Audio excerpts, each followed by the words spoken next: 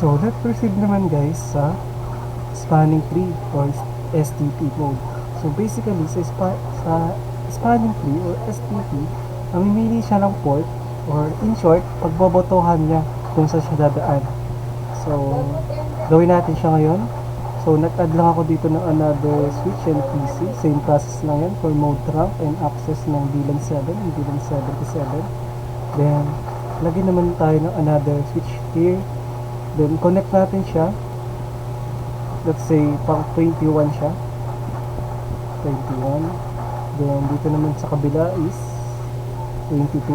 So, 22. So, let's do it now.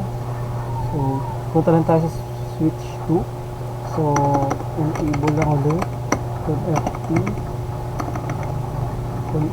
lang. Mali ako ng command. Con-FT. Then, hit natin kung saan natin siya kanina, which is 21. Hit FA021. Then, switch port. Mode track lang natin siya. Yan, naka-open na siya. So, punta naman tayo dito sa nilagay natin switch. Kinonect natin siya sa 21 and 22. So, punta tayo dito. Enable lang. Connecting. So, need muna niya kilalanin yung VLAN. So, okay tayo ng VLAN 7. Exit. Then, VLAN 77. Then, exit. So, kilala niya na yung VLAN 7. VLAN 77. So, kailangan naman natin i-trunk itong 21 and 22. So, for the simple, int range na lang tayo. Int range FA021 22. Then, switch port, mode trunk lang. Yan, na-trunk na natin siya. Then, lipat naman tayo dito sa gitna, which is 22 din. Kukunin naman natin yung 22. Ika-trunk natin siya. Enable, connecting, int FA022, then switch port, mode trunk. Yan, na-track na natin. Exit lang. Then, kailangan may black ports dito or orange port. So, mamimili yung STP kung saan siya dapat pumunta. Fast forward lang. So, binlock niya tong port na to. So, kanina, nagsasuccessful yan. So, send lang tayo ng message here from here.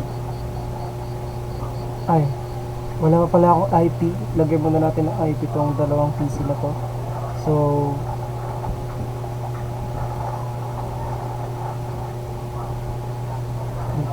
lagyan lang natin to. Copy natin tong gateway. Kasi dapat parehas sila ng gateway. Desktop, gateway. Paste lang natin yung gateway dito. Yan, then since nagamit na natin yung 6, 7 na tayo. 8.get.7 255, okay na. Then here naman sa 77, copy lang natin yung gateway ng 77. Copy lang, copy. Paste natin dito. Then, nagamit na natin yung 6. Then, 7 ulit tayo. 192.168.11.7. So, okay na siya. Ayan, may IP na siya. Fast forward. Then, check natin if makakapagsan tayo. So, fail. Okay. Double click lang natin itong fire again. So, makasandali siya. So, successful. Simulation natin. If pupunta siya sa taas.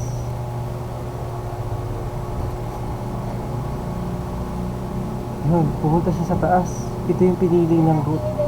So, ganyan ang STP o spanning tree na tinatawag. So, thank you ulit for watching guys. Lipat ulit tayo ng video. Or next topic ulit tayo. Next topic.